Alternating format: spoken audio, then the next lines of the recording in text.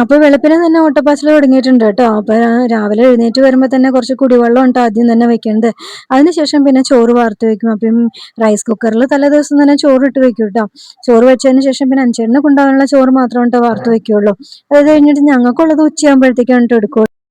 ചോറ് വാർത്ത് വെച്ചതിന് ശേഷം ഞാൻ പിന്നെ കുറച്ച് പീച്ചിങ്ങ അരിഞ്ഞെടുക്കാനാണ് ട്ടോ. അപ്പോൾ ചില ദിവസങ്ങളിലൊന്നും ഞാൻ തലേദിവസം അരിഞ്ഞ് വെക്കില്ല കേട്ടോ. രാവിലെ തന്നെ ചെയ്യാമെന്ന് വിചാരിക്കും. അപ്പോൾ പീച്ചിങ്ങ തോരൻ വെക്കാൻ വേണ്ടിയിട്ടാണ് ട്ടോ അരിഞ്ഞെടുക്കുന്നത്. പീച്ചിങ്ങ അരിഞ്ഞ് തോരത്തിന് വേണ്ടിയിട്ട് അടുപ്പത്തേക്ക് വെച്ചു. അതിനുശേഷം പിന്നെ ഞാൻ കുറച്ച് പയറും അടുപ്പത്തേക്ക് വെച്ചു കേട്ടോ. പിന്നെ കുറച്ച് പുട്ടിന് വേണ്ടിയിട്ട് നനച്ചു കൊടുക്കുകയാണ്. ഇവിടെ പുട്ട് അങ്ങനെ അത്ര കാര്യമില്ല കേട്ടോ. അവർക്ക് ഇഡ്ഡലിയും ദോശയൊക്കെയാണ് കാര്യം. എന്നാലും ഞാൻ പുട്ടുണ്ടാക്കും കേട്ടോ. ഇടയ്ക്കൊക്കെ പുട്ടുണ്ടാക്കും. പിന്നെ തലേദിവസം ഞാൻ മോരുകറി വച്ചിട്ടുണ്ടായിരുന്നു കേട്ടോ. മോര് കറി എന്ന് പറഞ്ഞാൽ മോര് കാച്ചിയതാണ് കേട്ടോ.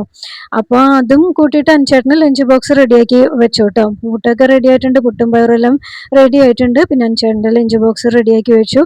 പിന്നെ ഉച്ചയ്ക്കുള്ള ഊണിന് മോര് കാച്ചിയതും പീച്ചിങ്ങയും പിന്നെ രാവിലത്തെ പുട്ടിൻ്റെ പയറുമാണ് കേട്ടോ ഉണ്ടായിരുന്നത്. പിന്നെ അച്ചാറും ഉണ്ടായിരുന്നു. അപ്പോൾ ഇന്നത്തെ വീഡിയോ ഇത്രയേ ഉള്ളൂ കേട്ടോ.